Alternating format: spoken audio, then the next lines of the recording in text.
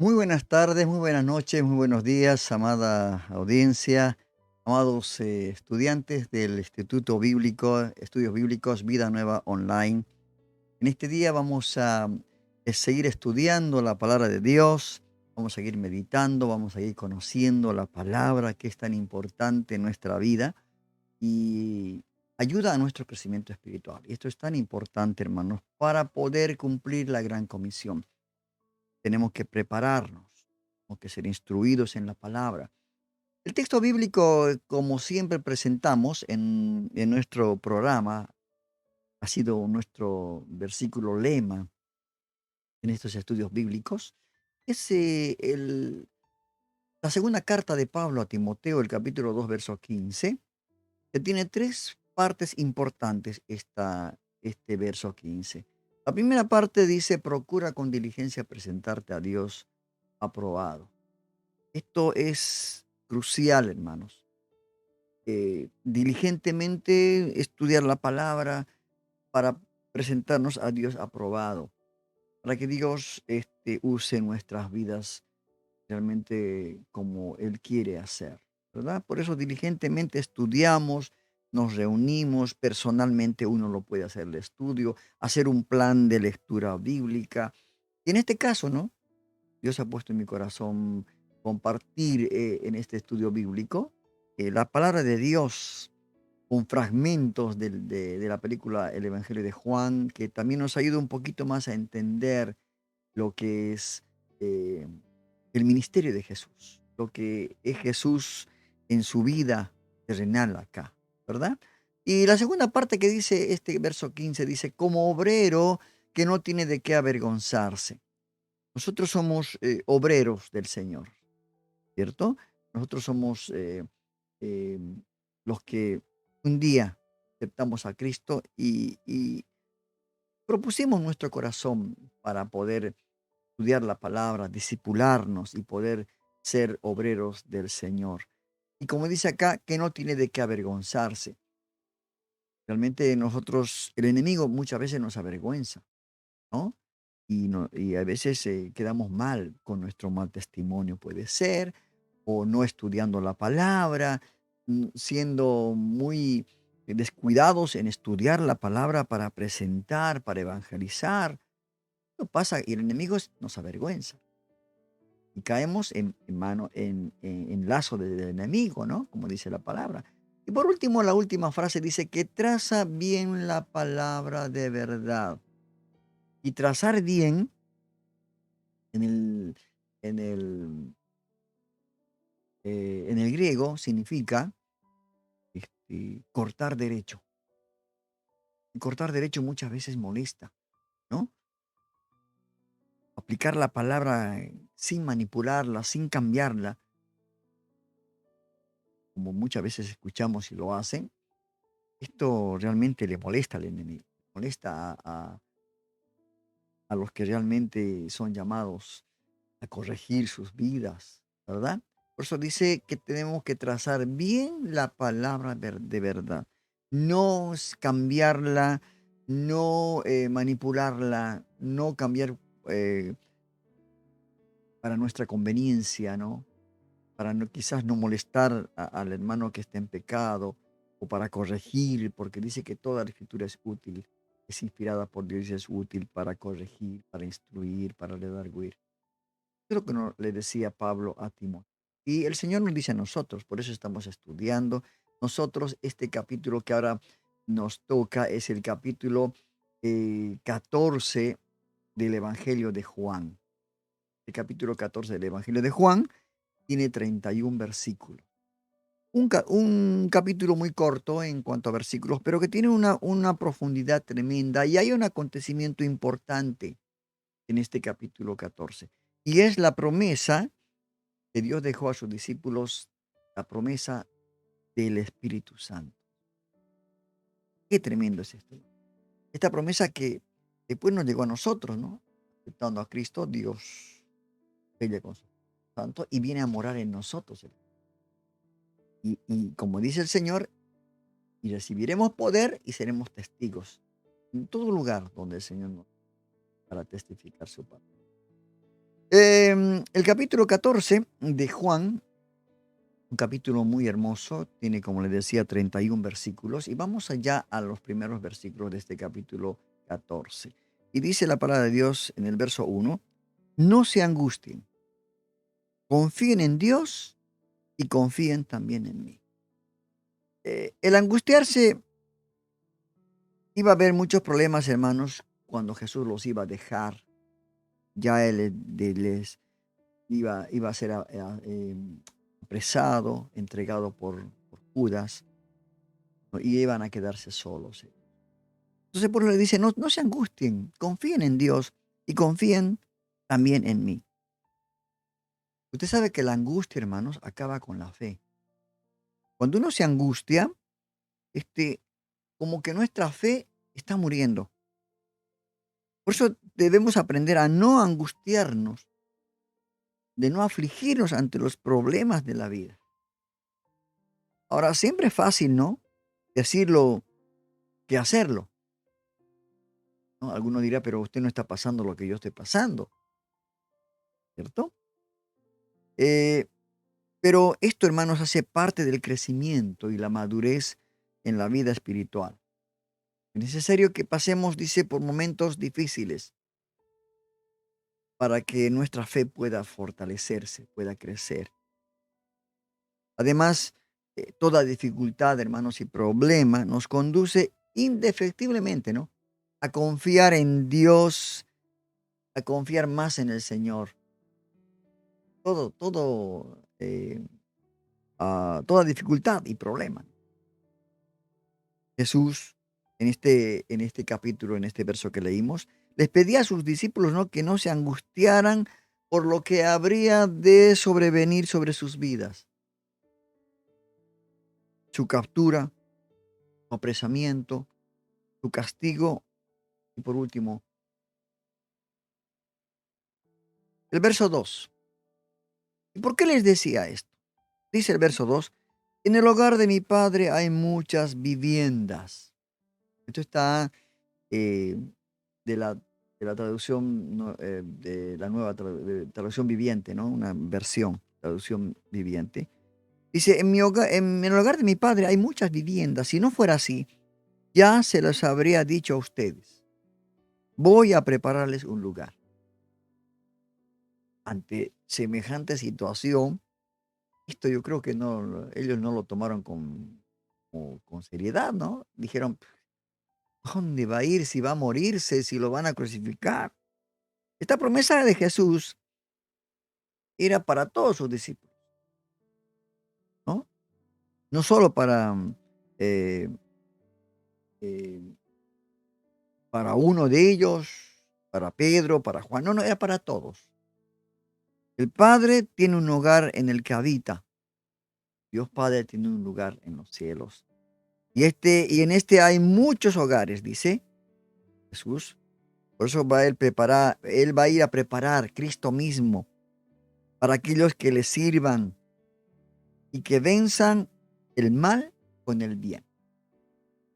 Esto es importante. Les estaba diciendo esto porque no tendrían que dejarse vencer por esa angustia. Es interesante ahora notar cómo tendremos en la eternidad un hogar preparado por nuestro Señor Jesucristo. Él dijo, voy pues a preparar lugar para vosotros. Verso 3. Y si me voy y se lo preparo, no solamente eso, dice, vendré para llevármelos conmigo. Así ustedes estarán donde yo esté. Oh, qué tremendo, hermano. Qué tremendo. Jesús era necesario que se tenía que ir de este mundo para cumplir con lo ordenado, lo planificado por el Padre. ¿No es cierto? Pero también en su vida, cuando se iba a ir, prepararía un lugar para que vivan todos aquellos que sean considerados y conocidos como sus discípulos. Porque a donde Él vaya, iremos también nosotros. Esa es la promesa de Jesús. Y no solamente hizo a sus discípulos, sino también nos hizo a nosotros. Y donde Él esté, estaremos nosotros también. vamos a ver el fragmento de esta porción, ¿no? El fragmento en esta película que resume los versos 1 al 6. Vamos a ver lo que el Señor en esta hermosa película les dice a sus discípulos.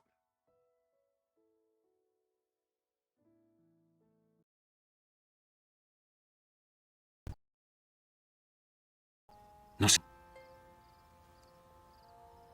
Crean en Dios. Crean también en mí. En la casa de mi Padre hay muchas moradas. Iré a prepararles un lugar. Si no fuera así, se los hubiera dicho. Y después de irme a prepararles un lugar, vendré otra vez para llevarlos, para que estemos en el mismo lugar. Ustedes saben el camino que lleva a donde yo voy. Señor, nosotros no sabemos a dónde vas. ¿Cómo vamos a conocer el camino? Yo soy el camino, la verdad y la vida. Nadie viene al Padre si no es por mí.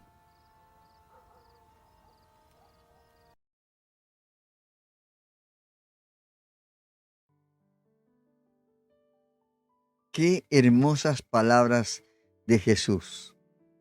Qué hermosas palabras. La verdad, uno cuando lo escucha a Él, creo que los discípulos han debido tener paz en su corazón. No creo que estarían temerosos, ¿no? El verso 4, cuando Tomás le pregunta, ¿no? Eh, Ustedes ya conocen el camino para ir a donde yo voy.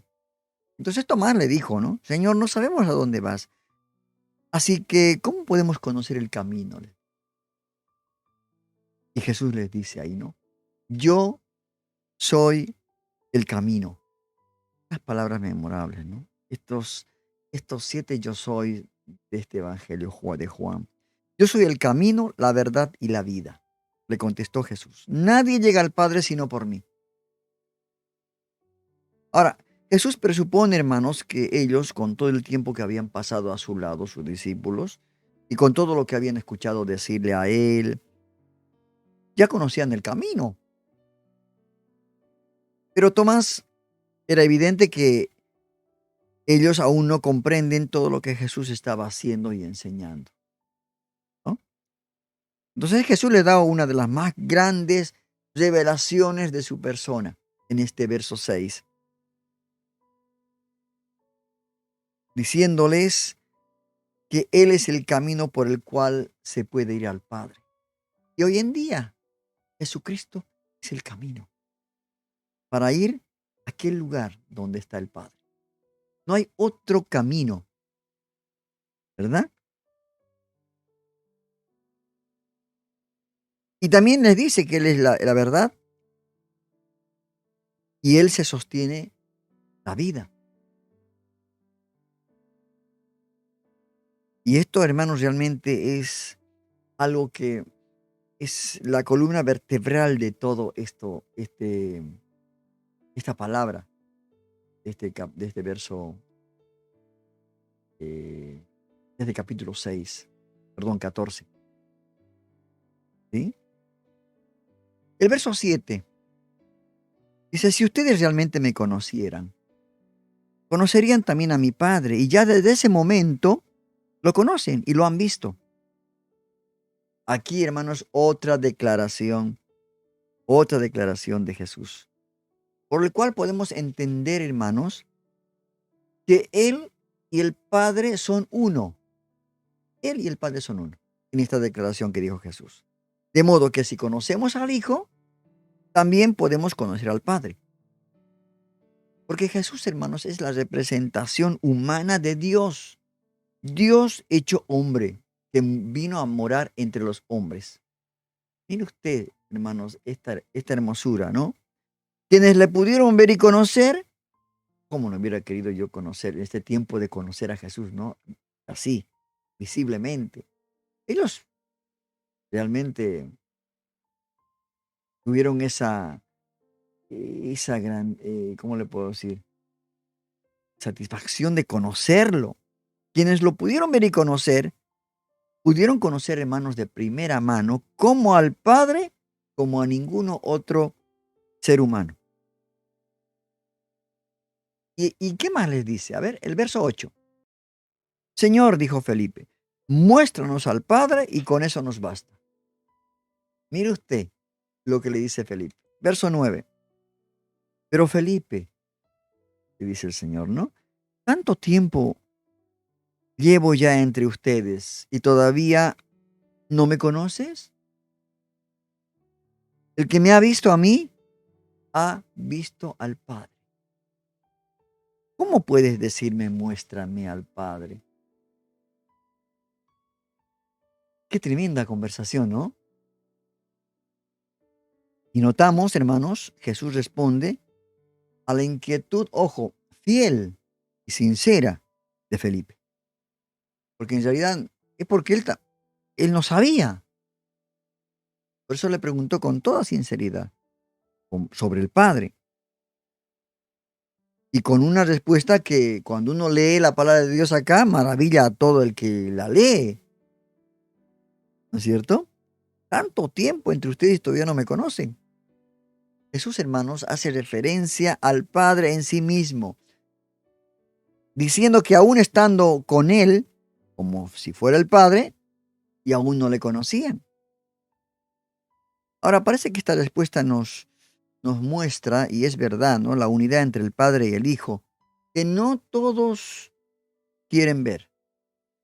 Muchos que dudan, muchas sectas, muchas religiones falsas los dividen, como que no reconocen a Jesús como el Hijo ni otras cosas, ¿no? El verso 10. ¿Acaso no crees que yo estoy en el Padre? Le dijo. ¿Y el Padre está en mí? Las palabras que yo les comunico no las hablo como cosa mía, sino que es el Padre que está en mí el que realiza sus obras. Otra palabra hermosa de parte de Dios, sabia, ¿no? Parece que aún para los discípulos era difícil el concepto de la unidad entre Jesús y el Padre. Por eso también vemos acá como les preguntan, ¿no? Preguntaba esta pregunta que había rondado a la cristiandad por milenios. Ahora, Jesús sabe el conflicto que supone el que entendamos la unidad entre Él y el Padre.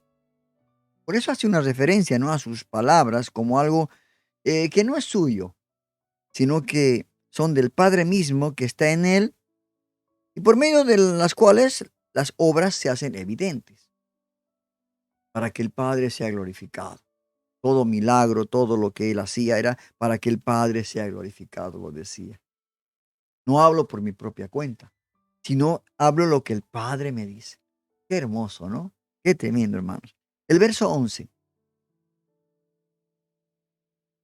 Créanme, cuando les digo que yo estoy en el Padre y que el Padre está en mí, al menos créanme por las obras mismas.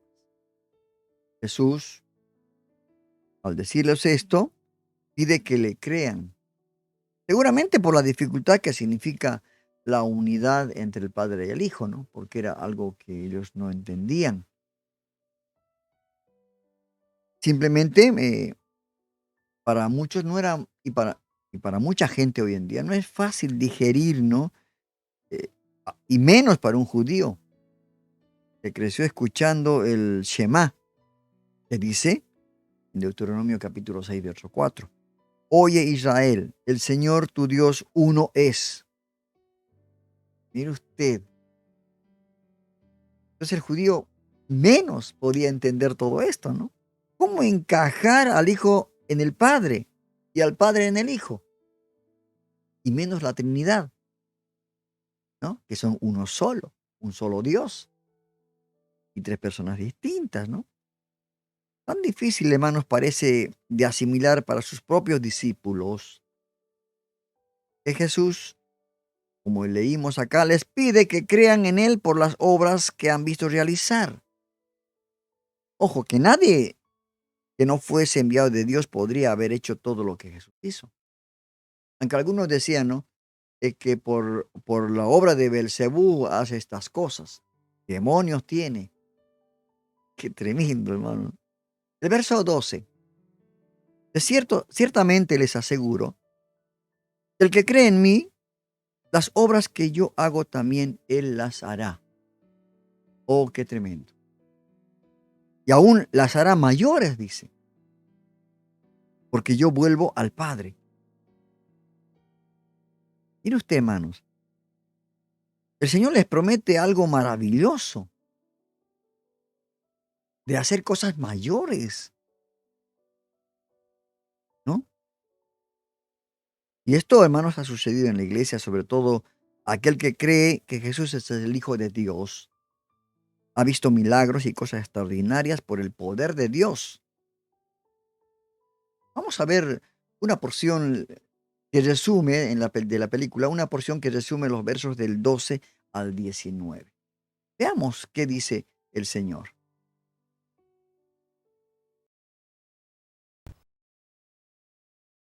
En verdad, el que cree en mí hará las obras que yo hago y todavía más grandes, porque yo voy a donde está el Padre.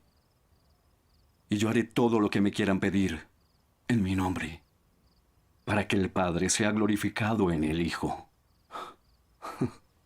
Si ustedes me piden algo en mi nombre, yo lo haré.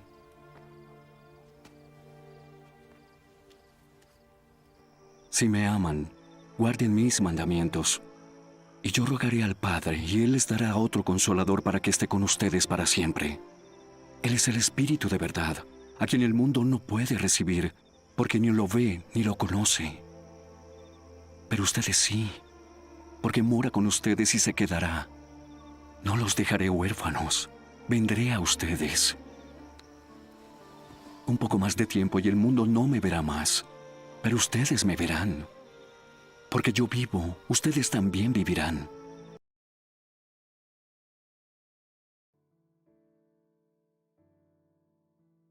Qué hermosas palabras, hermanos, de consuelo, ¿verdad?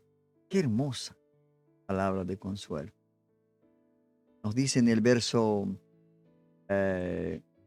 13, y todo lo que pidieras al Padre, cualquier cosa que ustedes pidan en mi nombre, yo lo haré, así será glorificado el Padre en el Hijo. Verso 14. Lo que pidan en mi nombre, yo lo haré, dice. Aquí, hermano, nos da otra muestra poderosísima de la verdad sobre Jesús. ¿Cómo el Padre es glorificado en el Hijo? Cuando encontramos en las Escrituras, por ejemplo, en Isaías 42:8 dice, yo soy el Señor, ese es mi nombre. No entrego a otros mi gloria, ni mi alabanza a los ídolos. Aquí parece compartir su gloria con el Hijo, ¿no? Al pedir al Padre en el nombre de Jesús, como dijo el Señor. El verso 15. Hay algo que es tan importante. Dice, si ustedes me aman, volvemos a este hermosas palabras, obedecerán mis mandamientos. Ahora, ¿cómo demostramos entonces que creemos en Él? Cuando alguien dice, yo creo en el Señor, yo soy cristiano, yo soy hijo de Dios, ¿cómo creemos en Él? Que le amamos, que confiamos en su sacrificio expiatorio, como dice acá, obedeciendo sus mandamientos, que son los mismos que el Padre dio a su pueblo una vez, ¿no? Hablando de los 10 mandamientos, ¿verdad? Pero Jesús ha resumido de una forma magistral en dos. Amarás a Dios sobre todas las cosas y el segundo, amarás a tu prójimo como a ti mismo. Qué hermosa, hermanos, esta conversación que tuvo en los últimos minutos antes de ser entregado con su... Verso 16. Yo le pediré al Padre, dice, y Él les dará otro consolador. Ahí está la promesa del Espíritu Santo, para que los acompañe siempre. Verso 17. El Espíritu de verdad es el Espíritu Santo. Es el que nos guía toda verdad. Y dice el Señor, conoceréis la verdad y esa verdad te hará libre. Dice, a quien el mundo no puede aceptar porque no lo ve ni lo conoce. Están velados sus ojos para esta gran verdad. Pero ustedes sí lo conocen, dice el Señor a sus discípulos, porque vive con ustedes y estará en ustedes. Oh, qué hermosa y gloriosa verdad, hermano. Jesús les dice que va a pedir a papá, ¿no? Otro consolador, porque él se iba a ir, no les iba a dejar solo. Pero, ¿por qué otro? Porque Jesús en ese momento, hermanos, ya era el consuelo profetizado y esperado de Israel. Así que él se iba y no les iba a dejar solo. Iba a enviar a alguien que pudiera ser como él. Un consolador, un ayudador, un acompañante en este viaje espiritual de vuelta a papá. ¿Verdad? Y también nos dice que el mundo no puede aceptar o recibir porque no lo ve, no lo conoce, pero nos dice que ellos ya lo conocen porque, no solo porque lo vieron descender en forma de paloma cuando el Señor se bautizó, ¿cierto? En las aguas del Jordán, sino también conocer a Jesús, estaban conociendo a su Espíritu junto con él. Esta verdad, hermanos, que el mundo no puede entender. Y con ello nos promete que el Espíritu vivirá con nosotros y estará en nosotros para ayudarnos. Y por eso el Espíritu Santo es un ayudador, un consolador. Verso 18, perdón. No los voy a dejar huérfanos. No solamente van a estar con el Espíritu Santo que los acompaña, sino volveré a ustedes. Qué tremenda promesa, hermanos. Qué tremenda promesa. Él iba a volver. Nos iba a acompañar al Espíritu Santo, pero él iba a volver. El verso 19 es el último verso que vimos en esa fracción de la película. Dentro de poco el mundo ya no me verá más, pero ustedes sí me verán, porque yo vivo.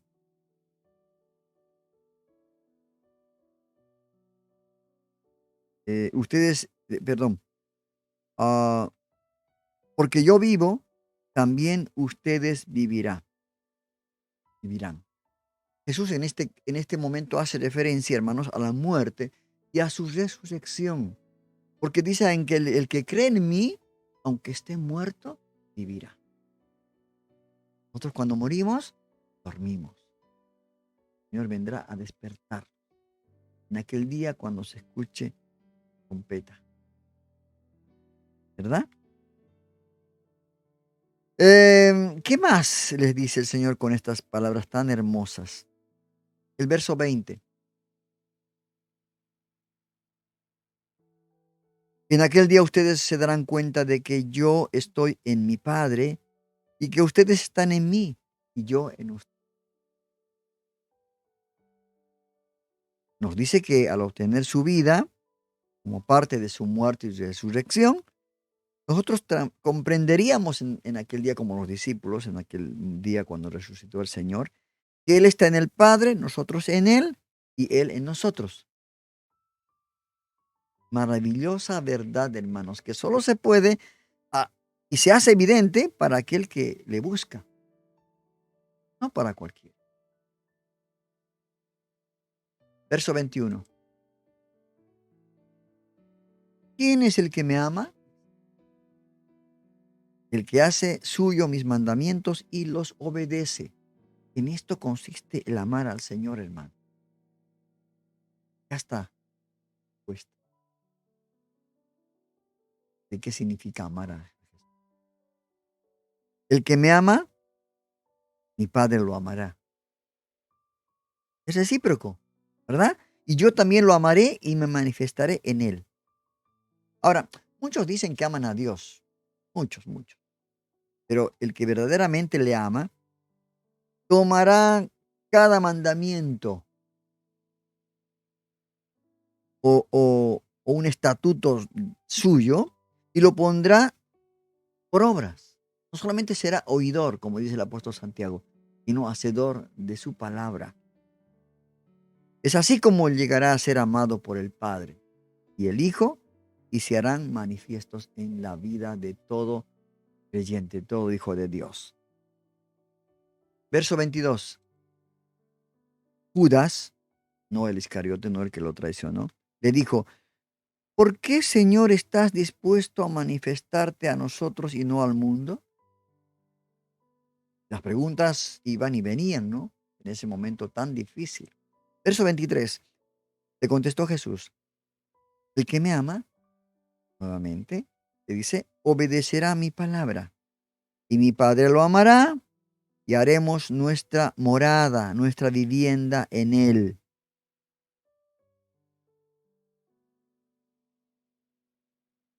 Eh, yo creo, hermanos queridos, Jesús responde sabiamente: el que ama la verdad, o sea, a Jesús, realmente si ama, va a obedecer la ley escrita, la palabra de Dios, estos 66 libros, ¿no? Aunque no conozca la ley ordenada por Cristo, obedecerá lo que Jesús enseñó, entonces el Padre y el Hijo le aman y harán vivienda, como dice, harán morada en él. Entonces algo que realmente ellos estaban de a poco entendiendo en este momento tan crucial de lo que iba a pasarle a Jesús. Verso 24. Lo contrario, el que no me ama, no obedece mis palabras. Ahí está la diferencia. Ahí está el termómetro, ¿no? Si amamos o no amamos al Señor. El que no me ama, no obedece mis palabras. Pero estas palabras que ustedes oyen no son mías, sino del Padre. Vuelve a decir, Padre que lo envió. Ahora, entonces, esto es muy, muy claro, hermano. El que no obedece sus palabras, no solamente las oye, no ama a Jesús.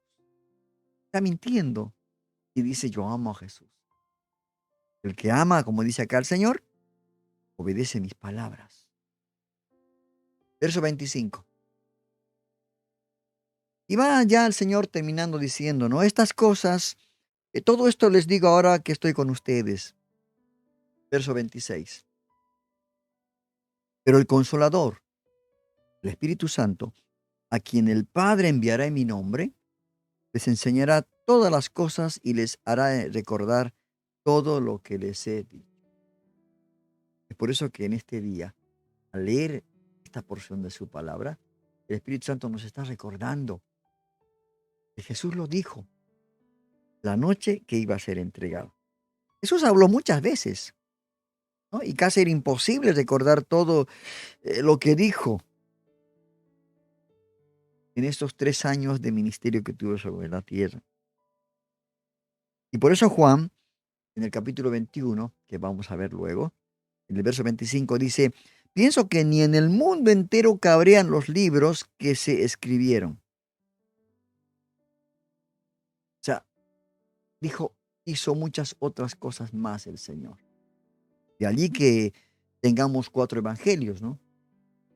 3 sinópticos y un evangelio que habla de la deidad de Jesús. Y estos 4 evangelios, perdón, que concuerdan maravillosamente, hermanos, a pesar de ser escritos por 4 diferentes personas, ¿no? Después de haber muerto y resucitado Jesús, estos testigos oculares recogieron todo lo escrito para que todo esto sea realmente una obra maravillosa de parte de Dios. Y además nos recuerda que el Espíritu Santo, a quien el Señor llama Consolador, Ayudador, será enviado en el nombre de Jesús. Por eso cuando aceptamos a Jesús en nuestro corazón, Dios nos sella con su Santo Espíritu que viene a morar en nosotros. Siempre estará con nosotros el Espíritu Santo. Por eso a veces se contrista cuando pecamos, se entristece, ¿no? Por eso nuestro rostro refleja la tristeza, pero tenemos un abogado. Que si confesamos, dice, eres fiel y justo para perdonar nuestros pecados y limpiarnos de toda nuestra maldad. El verso 27. La paz les dejo y paz les doy. Ya no se las doy a ustedes como le da el mundo. Ya estaba unos minutos más a punto de ser entregado. No se angustien ni se acobarden. Vamos a ver la última fracción de la película El Evangelio de Juan. Se resume en los versículos del 25 al 31. Los 31 versículos que tiene este capítulo 14. Vamos a ver, hermanos.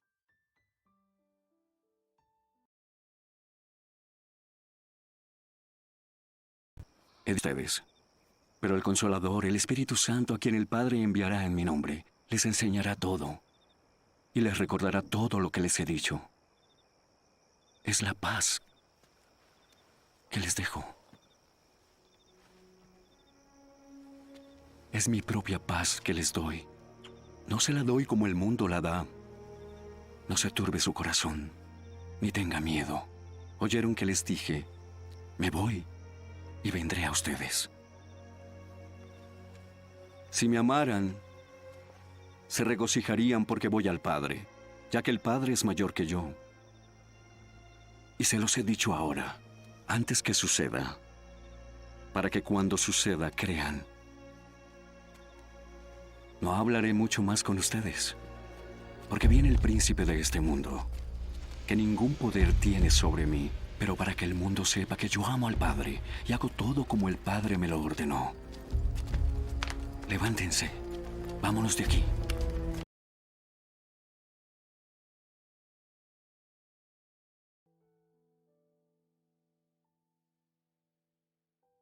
Hermosas palabras de Jesús en esta porción que vimos de la película El Evangelio de Juan, ¿verdad? Y esto nos da a entender, ¿no? Cómo el Señor les deja esa paz, ¿no?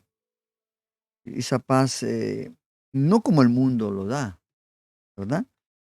El mundo nos dice, ven, deleítate en placeres y luego tendrás paz, ¿no? En lo material, en todo lo vanidoso que es la vida, ¿no? Y no es así, es mentira. Entre más nos deleitamos con los placeres del mundo, más difícil se nos hace sentir, hermanos queridos, la paz en nuestro interior.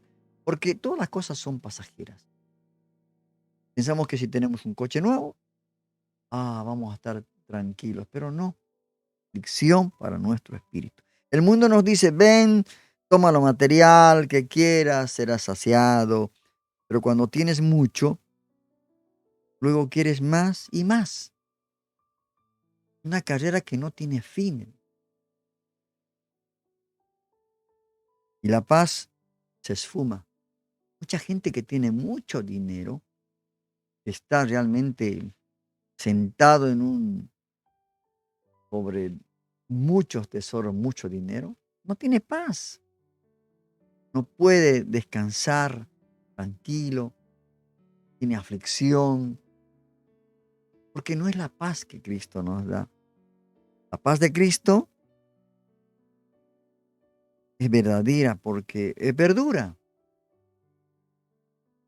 se sacia fácilmente y como leímos acá, no se envanece ni está llena de orgullo, más bien todo lo consuela, como dice el apóstol Pablo en ese capítulo 13, ¿no? Del amor, todo lo espera con amor y paciencia.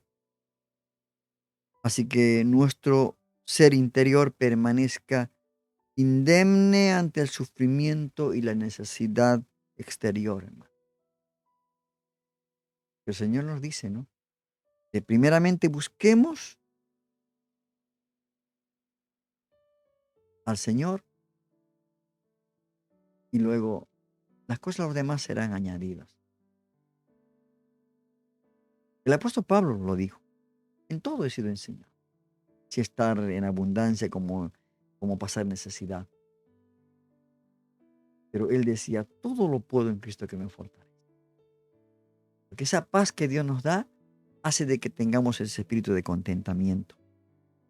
Y algo que el Señor también les decía, ¿no? Que Él se va, pero iba a volver. Y después se iban a alegrar. Ahora, yo creo que, hermanos, Jesús quiso decir que cuando una persona muere, es una bendición de parte de Dios. Mire usted lo que le estoy diciendo. Porque Él dijo, me voy, pero vuelvo a ustedes. Si me amaran, les dijo, mire usted en este verso 28, si me amaran, se alegrarían de que voy al Padre.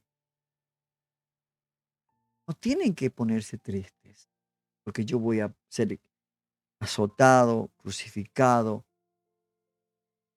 porque voy al Padre, porque el Padre es más grande que yo. Y les he dicho esto ahora, antes de que suceda, para que cuando suceda, crean. Y los dos últimos versículos de este capítulo 14 dice, ya no hablaré más con ustedes, porque viene el príncipe de este mundo. Él no tiene ningún dominio sobre mí. Estaba de alguna manera refiriendo a lo que ya se acercaba a Judas, el traidor, que lo iba a entregar Jesús por 30 monedas de plata. Qué tremendo, hermano. Y el verso 31 dice, pero el mundo tiene que saber que amo al Padre y que hago exactamente lo que Él me ha ordenado que haga. Levántense, vámonos de aquí.